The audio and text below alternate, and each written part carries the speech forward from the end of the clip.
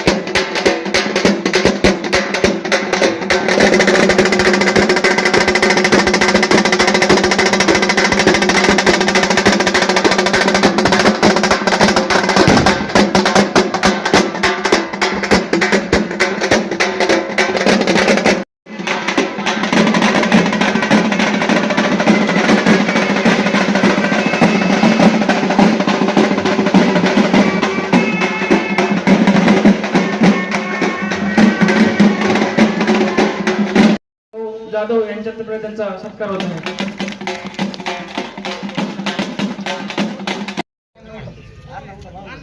आहे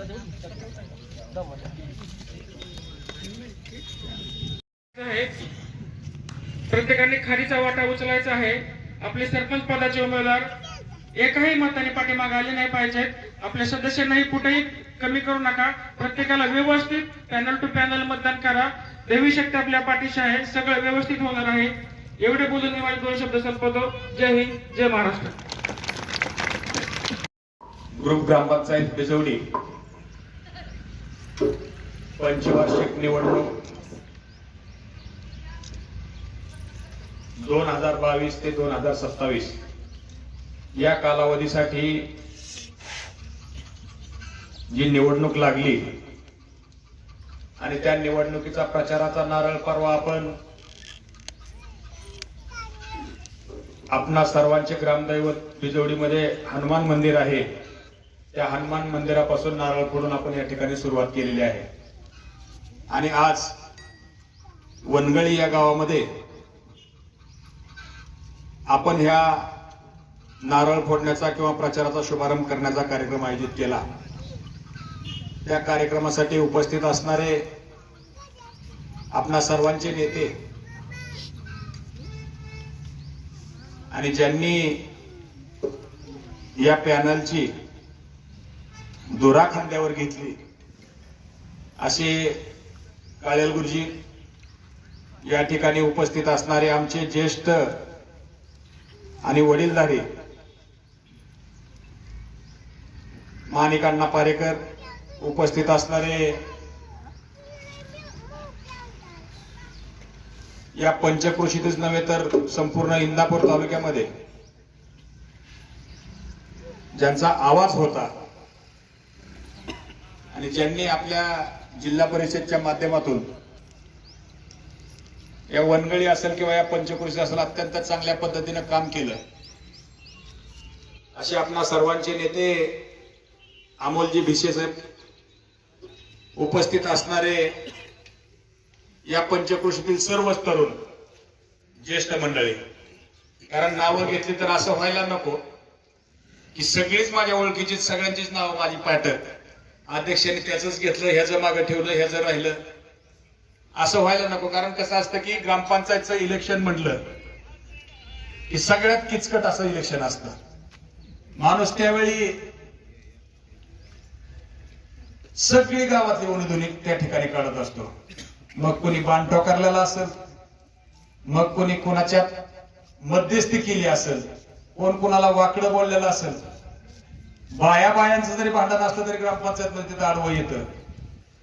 त्यामुळं आपण हे सगळे मतभेद ज्यावेळी बाजूला करू त्यावेळी खऱ्या अर्थाने या ठिकाणी प्रचार चालू होतो.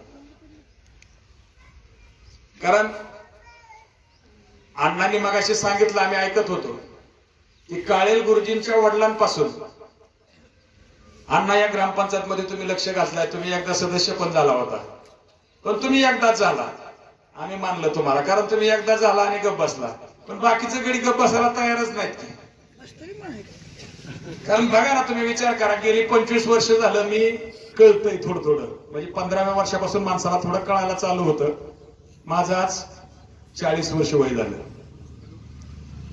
समोरचे जे उमेदवार आहेत, परवा मला फोन आला, अध्यक्ष शेवटचंच इलेक्शन आहे बरं का माझं. मी म्हणलं हीच 20 वर्ष झालं मी ऐकतोय. कारण कसं असतंय की नवीन पोरांना कुठेतरी थोडा चान्स दिलाच पाहिजे, ह्या मताचा मी आहे. माझं गाव पण शेजारीच आहे. आम्ही जर वर्षी नवे उमेदवार घेतो. कोणीही सांगायचं इथल्या आजूबाजूच्या बसलेल्या माणसांनी की आमच्यात डबल उमेदवार कुठला असतो, एखादा दुसरा जर अडचणच असेल तर त्या ठिकाणी आम्ही डबल उमेदवार देतो की बाबा त्या ठिकाणी ठीक आहे, लोकांचा जर ओढा असेल की त्या माणसाला अजून एकदा तुम्ही उमेदवारी द्या, तरच आम्ही त्या ठिकाणी डबल उमेदवारी त्या ठिकाणी दिली जाते. पण सगळीकडे कसं असतं माहितीये का, एखादं नेतृत्व तयार व्हायला 20 वर्ष लागतात अण्णा. म्हणजे एखाद्या गावातलं नेतृत्व तयार व्हायला 20 वर्ष लागतात.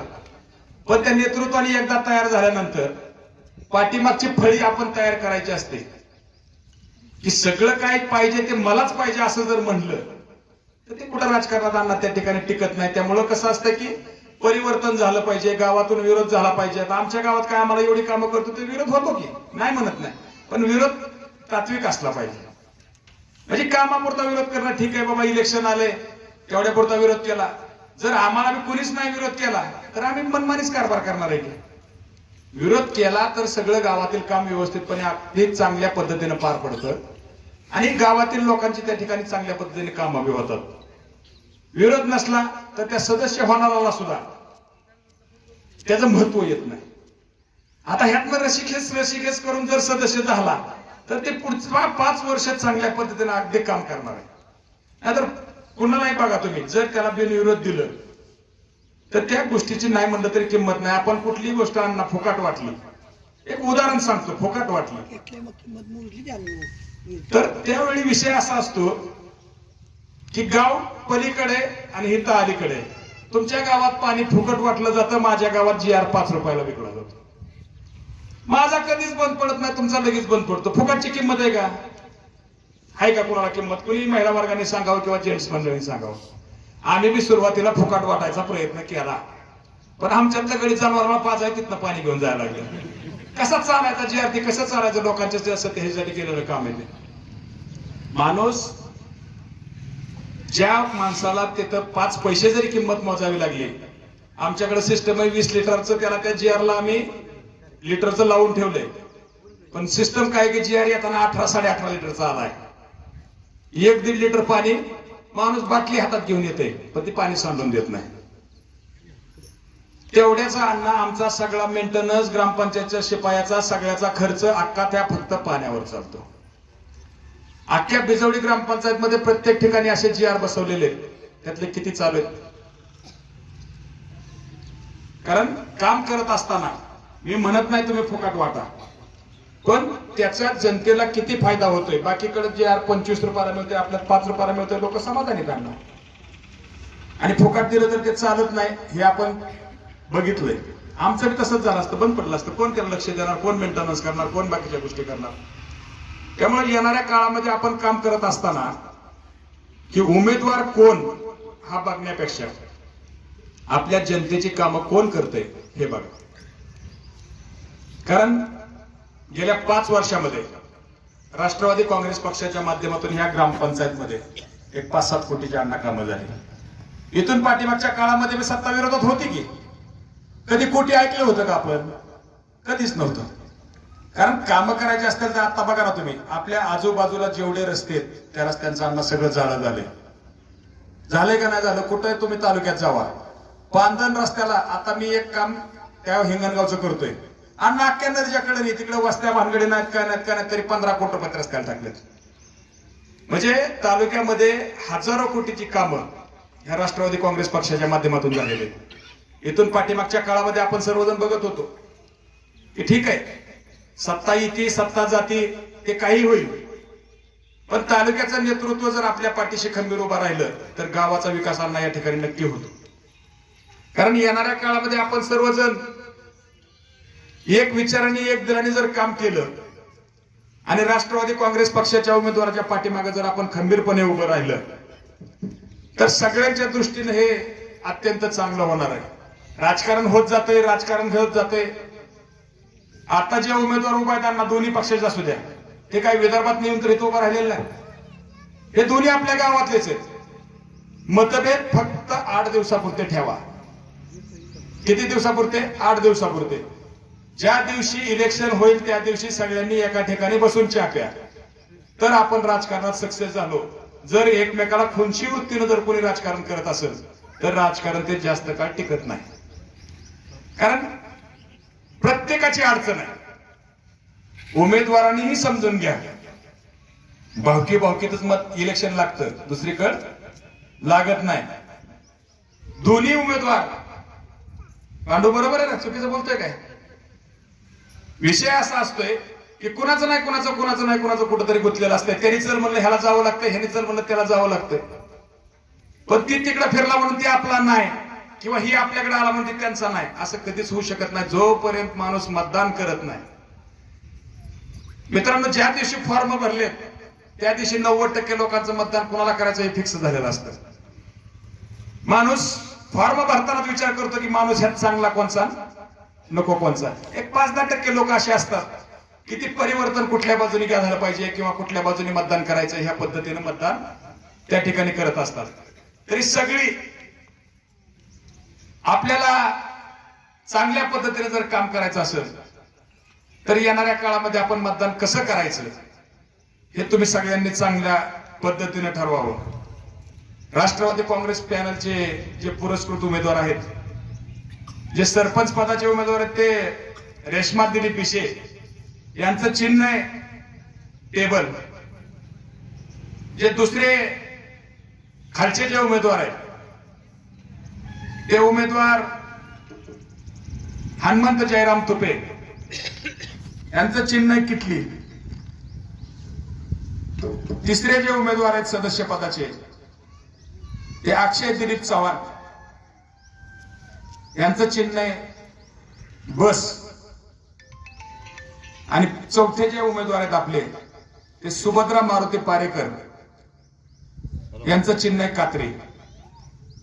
अण्णा पोरं नवीन आहेत, थोडं समजून. नाही पोरं नवीन आहेत, नवीन आहेत मी सांगतो ना. आम्ही सगळी पोरं नवीन आहेत. या ठिकाणी पॅनल करताना त्यांनी सांगितल्याप्रमाणे की सुरुवातीला कोण कुठल्या पक्षाचा कोण कुठल्या ह्याचा काही ठरलेलं नव्हतं. इलेक्शन होत असताना पॅनल करत असताना त्यांनी त्यांचं फक्त एक सांगितलं की बाबा या ठिकाणी जुने असून त्यांनी नौकं जर उमेदवार दिलं तर गावचं इलेक्शन या ठिकाणी बिनविरोध करावं. आम्ही म्हणलं ठीक आहे बाबा, तुमच्या गावचं इलेक्शन आहे, तुमच्या पद्धतीनं कोणाला उमेदवार व्हायचंय, कोण फॉर्म भरायचे, कोणाला काय करायचंय त्याच्या त्याला स्वतःचं स्वातंत्र्य आहे. कुणी फॉर्म भरू द्या, कुणी काय करू द्या. ज्यावेळी इलेक्शन लागेल त्यातनं जे फॉर्म राहतील तिथून पुढे खरं इलेक्शन लागलं तोपर्यंत जर काय फॉर्म भरायला भरपूर जण असतात. आता बघतोय आपण की काही ठिकाणी आपल्याला उमेदवारांना पाठिंबा मिळतोय. ज्यांनी फॉर्म भरले ते उमेदवार पण कुठंतरी त्यांच्याकडनं थोडीफार काय झाल्यानंतर आपल्याला पाठिंबा या ठिकाणी मिळत आहे. पण तरी पण कसं असतं की जुनी माणसं राजकारणात हुशार असतात, कमी नसतात. राजकारणात ते हुशार असतात, मुरब्बी असतात, असं काय नाही. पण नवीन पोर आहे ते आता काय ते शेवटी रेस नव्याची आणि जुन्याची जर लागली तर नवीन पोरं जरा पळायला थोडी स्पीडला जास्तच असतात किंवा काय चुकलं वाटलं थोडं एकमेकाकडनं थोडं समजून अहो म्हणत नाही, समजून घ्यायचं आपण ज्येष्ठांनी. आम्ही तुम्हाला चुकलं असं म्हणत नाही, पण सांगतो की जरी एखादा कारण राजकारणात नवीन पोर आहेत हे चुकणार आहेत. कारण त्यांची पहिली वेळ आहे की राजकारण, त्यांना राजकारणातला रस माहित नाही.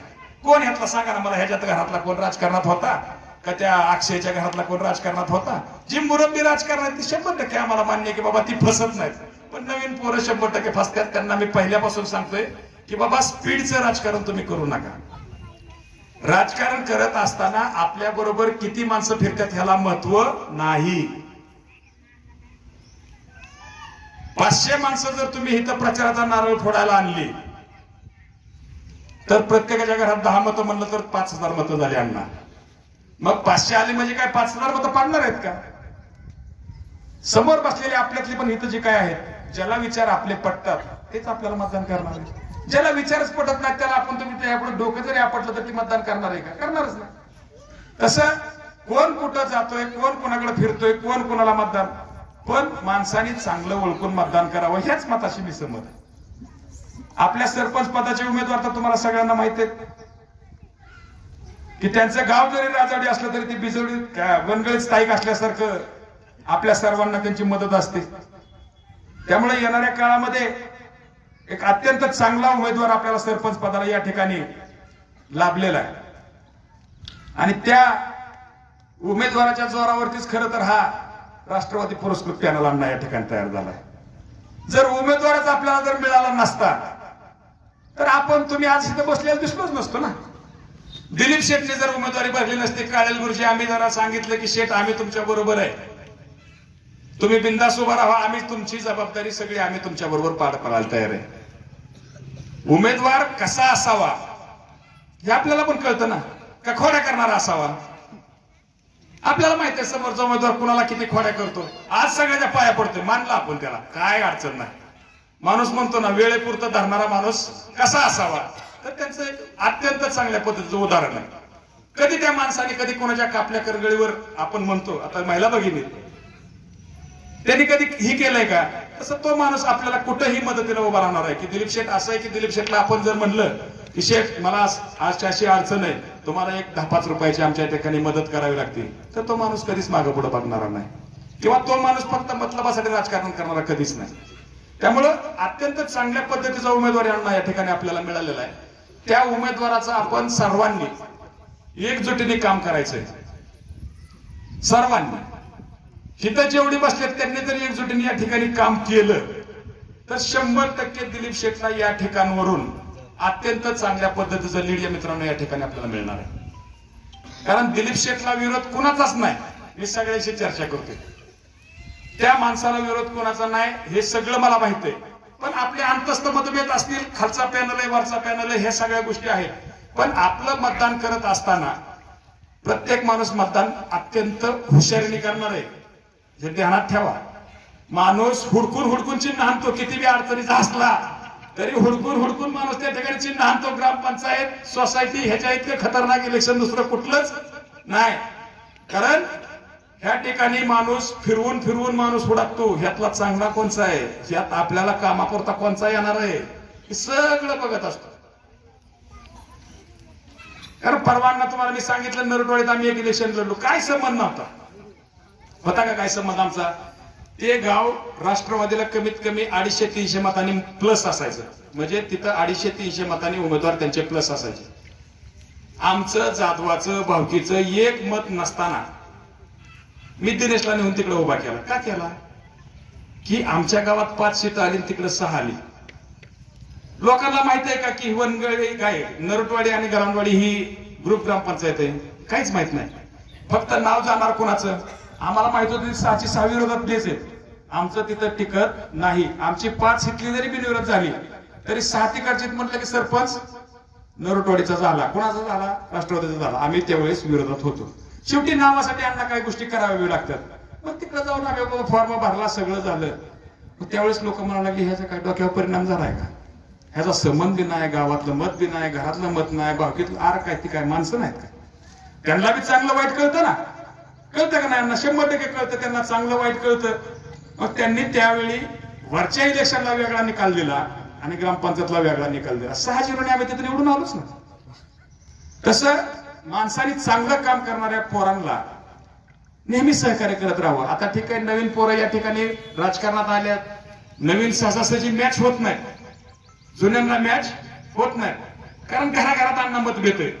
मी अण्णावरच का लक्ष देतोय, माणसं म्हणतात अध्यक्ष अण्णाच का म्हणते, असं अजिबात होणार नाही. ऐका अण्णा, आमचं म्हणणं पुढे येणार त्यांना सारखं नाव सगळ्यांनी माझं नाव काय होतं त्यालाच काम नाही ना, असं नाही. आमचं म्हणणं काय आहे की बाबा जबाबदारी घेणारा माणूस खांद्यावरती जबाबदारी घेऊन चालणारा माणूस, त्याच माणसाला माणूस पुढे घेतो. आमचं म्हणणं की अण्णांनी जर इथली जबाबदारी अशी खांद्यावर घेतली तर आमच्या पॅनलला कुठली अडचण येणार. बरोबर, अमोल शेठ तसंच म्हणायचं. असं सगळी बदलून आणायची, सगळी इकडून इकडे बरोबर. अण्णाने अजूनपर्यंत बदललं नाही. कुठे गेले तुम्ही मला नाही. त्यामुळं हे सगळं राजकारण असतंय. अत्यंत चांगल्या पद्धतीनं आपण सर्वांनी जर काम केलं तर आपल्या कुठल्याच उमेदवारांना या ठिकाणी अडचण नाही. सगळे आपल्या पॅनल मधले 5ही वार्डामधले उमेदवार हुशार आहेत. असं कोण काय त्यातलं अडाणी नाही, पहिल्यासारखी अडाणी माणसं बी राहिली नाहीत. आता शासनानेच नियम काढला की 7वी पास असलं तरच फॉर्म भरा येतो, नाही तर फॉर्म सरपंच पदाला तरी भरा येत नाही. बाकीचं मेंबर पदाला भरू शकतंय. ते बी माहित नव्हतं मला. गुरुजीचा त्या दिवशी विषय झाल्यावर आम्हाला कळलं. गुरुजी म्हणलं थांबा जरा, मला घरी विचारल्या 7वी झाली का. मला तरी कुठं माहिती म्हणले त्यांची 7वी झाली का नाही झाली ते. मग ते कळलं की 7वी पासचा दाखला हाय बाबा, आपला काय अडचण नाही. त्यामुळं सर्वांनी आपण या गावामध्ये मतदान मागत असताना सुद्धा कुणी कोणाला खालच्या पातळीवर जाऊन मतदान मागू नका. किती वाईट आहे, पुन्हा कोण कसा आहे, अजिबात असलं कुरघोडे करू नका. आपण काय करणार आहे ही जनतेला पटवून द्या. आम्ही स्वतः तुमच्यासाठी काय करू शकतो एवढंच सांगा की तो उमेदवार असलाय ते उमेदवार तसलाय असल्याने मतं फिरत नाहीत किंवा वाढत नाहीत. लोकांच्या मनामध्ये क्रोध निर्माण होतो की सगळीच 100% मतं आपल्याला देतात असं होतं का? बरं, ह्या इलेक्शनला असं असतं की कोणही माणूस कोणाच्याही दारात जावा मतदानाला होच म्हणतो आणि कोण कोणाच्या जवळचा आणि कोण कोणाच्या लांबचा ह्यात ओळखायची येत नाही. आपल्यातली 10 जाऊन त्यांच्यात बसलेले असतात की तिकडच्या बातम्या येऊन आपल्याला सांगतात, त्यांच्यातली 10 येऊन आपल्यात बसलेले असतात. हे चालूच असते ना. हे गावगाडा कशाला म्हणायचं? गावगाडात त्याच पद्धतीचा गावगाडा असतो. त्यामुळे राजकारण करत असताना कुणी कुणाला वाईट बोलू नका किंवा कुणी कुणाला बाकीच्या गोष्टी खालच्या पातळीला जाऊन बोलू नका की ती असलाच आहे ती तसलाच आहे. काय नाही, आपण काय करणार किंवा आपण काय चांगलं काम करणार हे सांगा. आपला उमेदवार किती चांगला हे लोकांना पटवून द्या. एवढ्या पद्धतीने जर राजकारण केलं तर कुठंच कोणाला अडचण या ठिकाणी मित्रांनी येणार नाही. आणि आपण सर्वांनी एकच या मंदिराच्या समोर सिद्धनाथाचं अण्णा मंदिर आहे, या मंदिराच्या समोर सर्वांनी एक दिलानी आणि एक मनाने राष्ट्रवादी काँग्रेस पुरस्कृत जो पॅनल आहे जय हनुमान जनसेवा पॅनल, याचे जे 4ही उमेदवार आहेत या 4ही उमेदवाराला आपण भरघोस पद्धतीने मतदान करावं एवढंच या निमित्तानं आवाहन करतो आणि माझे 2 शब्द संपवतो. जय हिंद, जय महाराष्ट्र.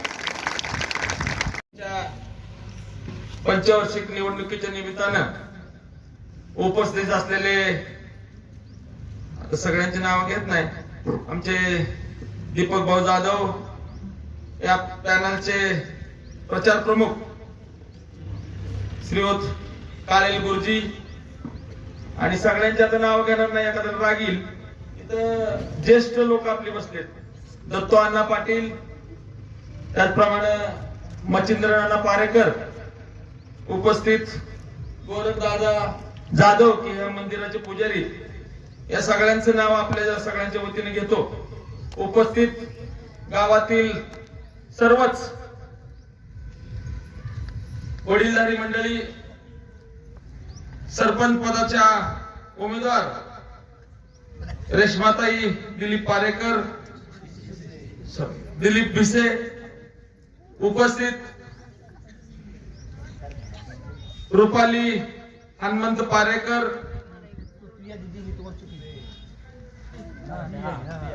हनुमंत तुपे, अक्षय दिलीप चव्हाण, सुभद्रा मारुती पारेकर, या गावातील सर्वच ग्रामस्थ बंधू भगिनी आणि माझ्या मित्रांनो, आज या ठिकाणी ग्रुप ग्रामपंचायत बिजोडी पंचवार्षिक निवडणुकीच्या निमित्तानं या सिद्धनाथाच्या मंदिरामध्ये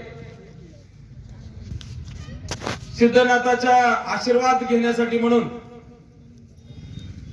या ठिकाणी आपण सगळेजण उपस्थित राहिलेलो आहे. सिद्धनाथ हा नवसाला पावणारा देव आहे आणि या गावातल्या पारेकर आणि सगळ्याच लोकांचं हे दैवत आहे. म्हणूनच या ठिकाणी हे नारळ फोडण्याचं नियोजन आपण सगळ्यांनी केलेलं आहे. आणि मला वाटतं सिद्धनाथाच्या चरणी आपण जी अपेक्षा व्यक्त करतो, आपल्या भावना व्यक्त करतो, त्या निश्चितच कामी आल्याशिवाय राहत नाही. अशा प्रकारची परिस्थिती आजपर्यंत आपण सगळ्यांनी पाहिलेली आहे. एखाद्या पंचायत समिती, जिल्हा परिषदेच्या निवडणुकीमध्ये एखादा वेगळा विचाराचा उमेदवार जर निवडून गेला तर त्याला काही फरक पडत नाही, कारण ते जिल्हा परिषद पंचायत समितीची निवडणूक ही सगळ्या गटाच्या आणि गणाची असते.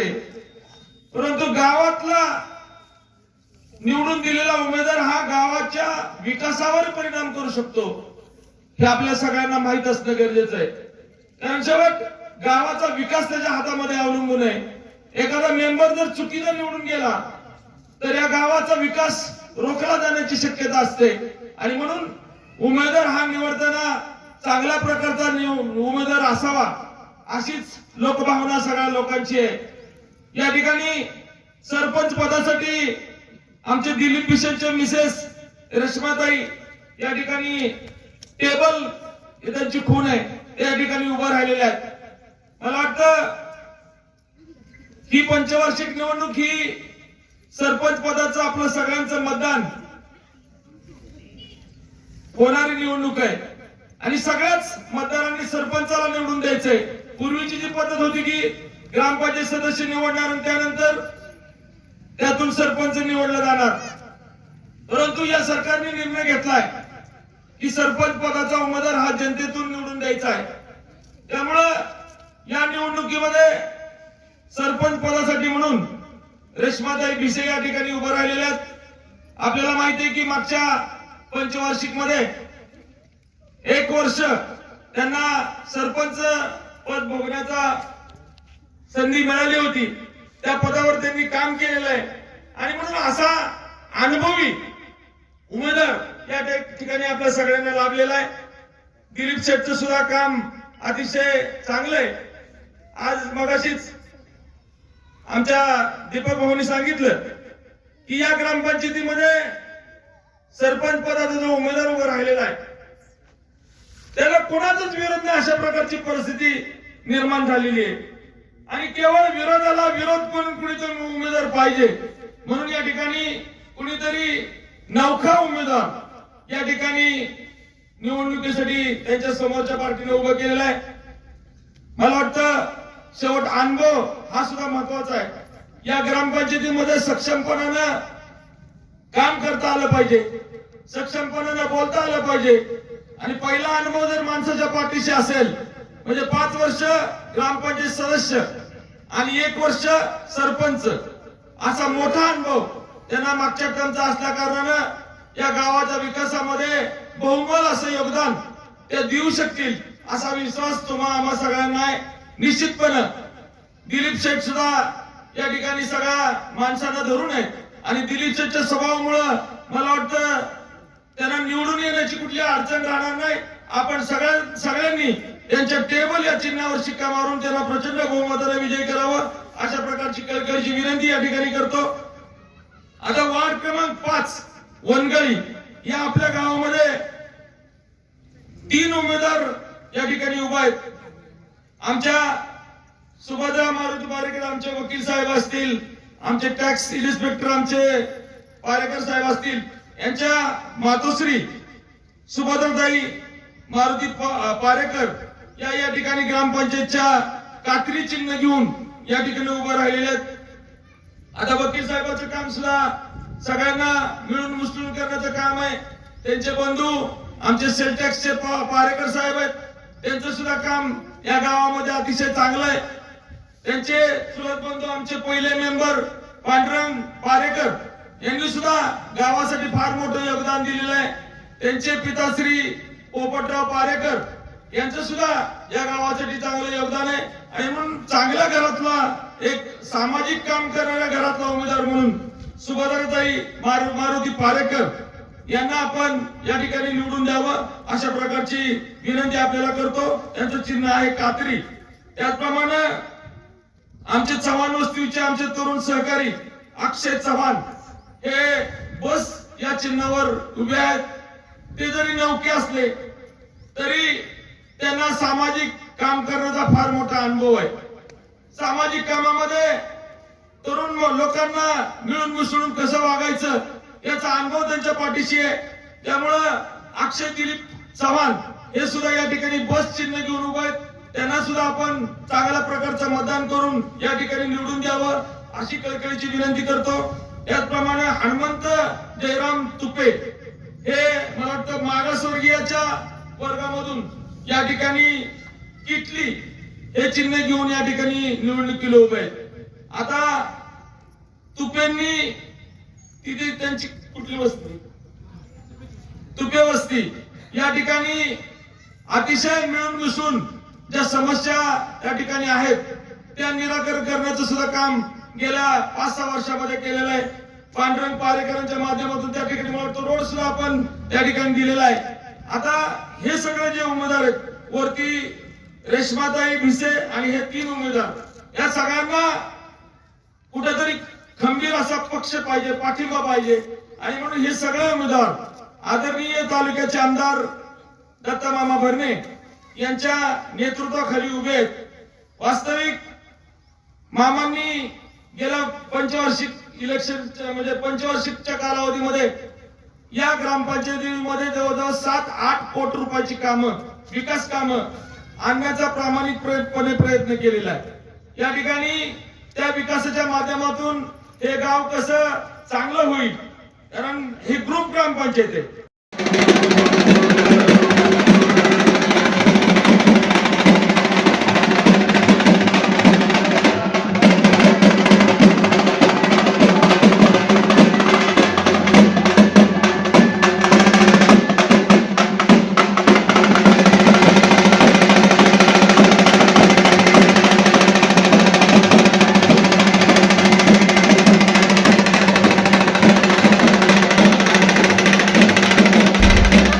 राज्यातील महत्त्वाच्या आणि आपल्या भागातील ताज्या बातम्या पाहण्यासाठी आजच आमच्या विश्व 24 न्यूज चॅनलला यूट्यूबवर सबस्क्राईब करा आणि बेल आयकॉन प्रेस करा।